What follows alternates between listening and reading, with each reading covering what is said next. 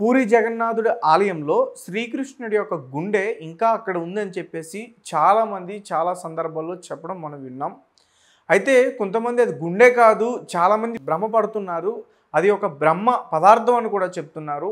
అయితే దాని గురించి ఎవరికి పూర్తిగా తెలియని విషయాలు అయితే చాలా ఉన్నాయని నాకు అనిపిస్తుంది. సో వాటి గురించి మీరేం చెప్తారు? ద్వారకా నగరం అంతా కూడా ద్వారకా మొత్తం కూడా మునిగిపోయింది అంటారుగా. చాలామంది తెలుసుకోవాల్సిన ప్రశ్న, మానవ సహజమైన ప్రశ్న కాదు ఇది. మానవాతీత శక్తులు తెలుసుకోవాల్సిన ఒక సందర్భాన్ని పరమాత్మని చేరిన రాత ఇది. ఇప్పటికీ పూరి జగన్నాథ ఆలయంలో 9 సంవత్సరాలకు ఒకసారి, 12, 14 సంవత్సరాలకు ఒకసారి, ఇది ఏ మాసం మీకు తెలిసి? ఆషాఢ మాసం. అధిక ఆషాఢం కూడా వస్తుంది ఒకసారి. అధిక ఆషాఢం, మొన్న అధిక శ్రావణం వచ్చింది, మీకు తెలుసా? ఈ ఇయర్లో శ్రావణ మాసం వచ్చింది, ఒక 27 రోజులు ఉంటే మళ్ళీ అధిక శ్రావణం అదే నిజ శ్రావణం, అధిక శ్రావణం అంటారు, అలా వచ్చింది మొన్న. అధిక ఆషాఢం కూడా వస్తుంది. అలాగా రియల్ ఆషాఢం ఒకటి వస్తుంది, అధిక ఆషాఢం ఒకటి వస్తుంది. అంటే అలా వచ్చిన ఆషాఢం ఒక తేదీ వస్తుంది మిత్రమా. అలా వచ్చినప్పుడు ఒక 4 వ్యక్తుల్ని, ఇది చాలా మంచి ప్రశ్న మీరు అడిగారు. పూరి జగన్నాథ ఆలయంలో 4 విగ్రహాలు ఉంటాయి, తండ్రితో పాటు ఇటొకటి అటొకటి ఇటొకటి, మొత్తం 4. తండ్రిది కొంచెం పెద్దగా ఉంటుంది, జగన్నాథుడు. 4 విగ్రహాలు ఉంటాయి. 4 కారణ జన్ములని వెతుకుతారు వీళ్ళు, ఈ గుడి యాజమాన్యం. వాళ్ళ కోసమని పరమాత్ముడు ప్రత్యేకమైన వంశాలను పెట్టుకున్నాడు తండ్రి. వాళ్ళే పుడతారు ఆ జన్మకి, ఆ కారణం చేయడానికి వాళ్ళే పుడతారు. బాగా గుర్తుపెట్టుకో మిత్రమా. అధిక ఆషాఢాని కోసమని, ఆ తండ్రి యొక్క ప్రక్రియ చేయడానికని 4 వ్యక్తుల్ని తండ్రి పుట్టించుకొని పెట్టుకుంటాడు. ఈ ఆషాఢంలో ఆ 4 తీసుకెళ్తాడు అనమాట తండ్రి. అయితే ఆ అధిక ఆషాఢం రాగానే ఒకరోజు ఈ 4కి రాత్రి 12 గంటల సమయంలో నడుములకి తాళ్ళు కడతారు. కట్టి ఈ కళ్ళు మొత్తం గట్టిగా కట్టేస్తారు. కట్టేసేసి ఈ మెయిన్ ద్వారం నుంచి వాళ్ళని లోపలికి పంపిస్తారు. ఒక గంట కడతారు వాళ్ళకి ఇక్కడ నడుము దగ్గర ఆ తాడుకి.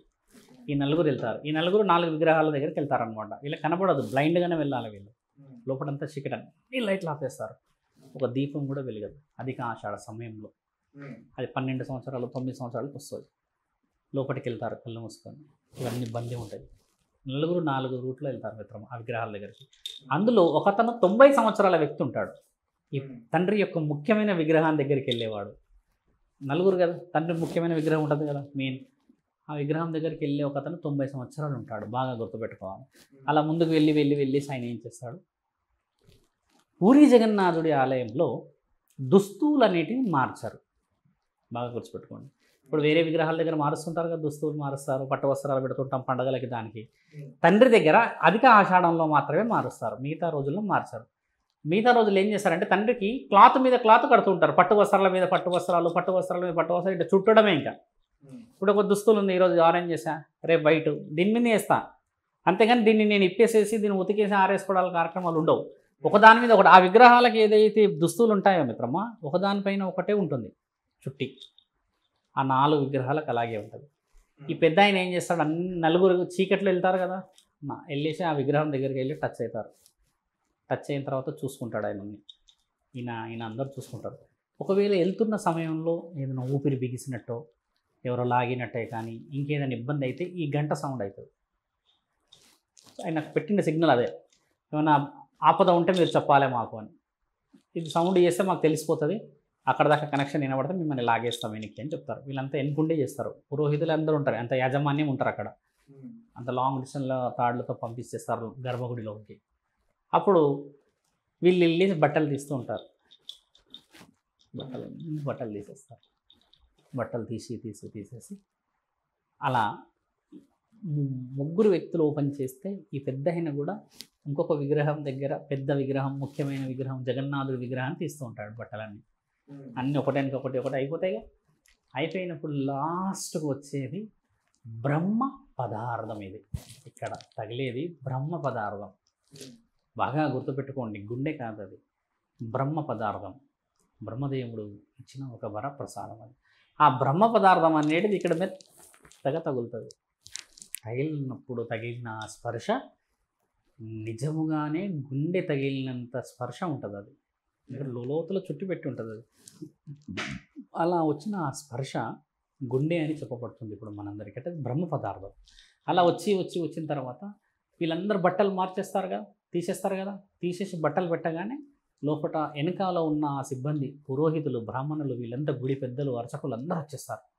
లోపలికి వచ్చేసేసి పెద్ద పెద్ద హారతులు, గంటలు అన్నీ కొడుతూ మంగళ వాయిద్యాలు వాయిస్తూ వచ్చి వీళ్ళందరినీ తీసుకెళ్ళి బ్రహ్మస్నానాలు చేయించి అప్పుడు ఆ 4 విగ్రహాల దగ్గర కొత్త విగ్రహాలు పెడతారు. ఆ విగ్రహాలు భూస్థాపితం చేసేస్తారు. అప్పుడు మళ్ళీ అధిక ఆషాఢం మళ్ళీ 9 సంవత్సరాలకి 12 సంవత్సరాల కోసం తీసేస్తారు. ఆ విగ్రహాలు ఉండవు, ఇంకా కొత్త విగ్రహాలు వచ్చేస్తాయి అక్కడికి. ఈ మళ్ళీ 9-12 సంవత్సరాల వరకే అలాగే ఉంటాయి.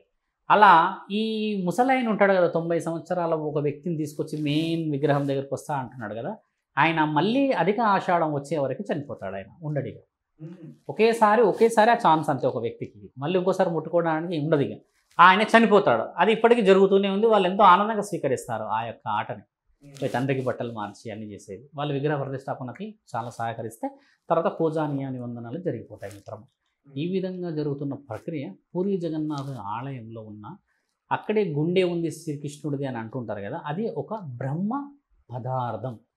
బ్రహ్మ పదార్థం గురించి శాసన గ్రంథాల్లో ప్రతి గ్రంథంలో రాసి ఉంది. అది కాకపోతే నీకైనా కూడా నాకైనా కూడా ఆ కళ్ళకి గంట కట్టి అన్నోన్గా లోపలికి వెళ్ళి చిమ్మ చీకట, అంత పెద్ద గుడిలో అంత పెద్ద ఆలయంలో తండ్రి విగ్రహాన్ని నువ్వు అనువను తగులుతూ తీసినప్పుడు ఇక్కడ మెత్తగా తగిలింది ఎడమ వైపు అనగానే గుండెనే అనుకుంటావు. కాబట్టి అది నీకు అక్షరాల గుండె.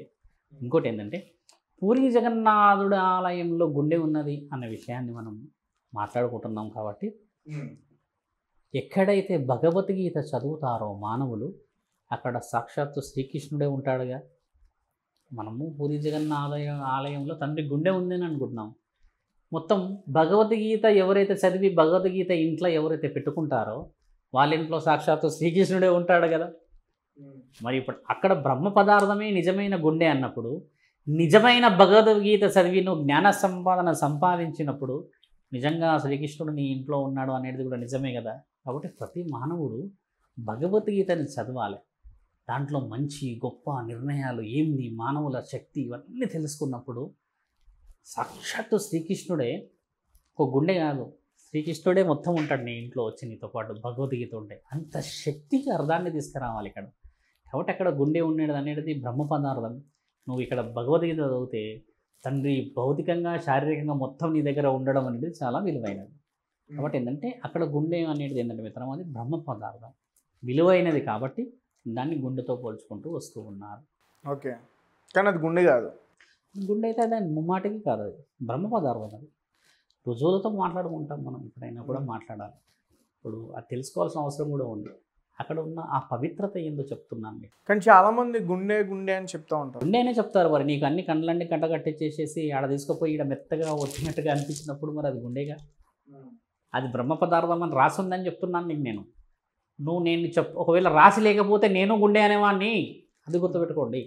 అర్థమైందా మిత్రం? అంటే మీరు చదివిన గ్రంథంలో ఉందా? నేను చదివిన గ్రంథము మీ తాత మా తాత రాసింది కాదు. ఒకే గ్రంథం ఉంటుంది. భగవద్గీత, భాగవతం, శ్రీ పురాణం, కల్కి పురాణం, తర్వాత అష్టాదశ శక్తులని ఏలిన పురాణం, దేవీ పురాణం, 12 జ్యోతిర్లింగాల పురాణం, శివపురాణం, అలా ఎన్ని పురాణాలు ఉన్నాయి? 18 పురాణాలలో ఉన్నాయి. నేను చదివిన పురాణాలు అంటే నేనేమో వెళ్ళేసేసి గ్రహాంతరవాసిని కాదు కదా మిత్రమా. నేను చదివిన గ్రంథాల్లో, నీవు చదివిన గ్రంథాల్లో అదే రాసి ఉంటుంది.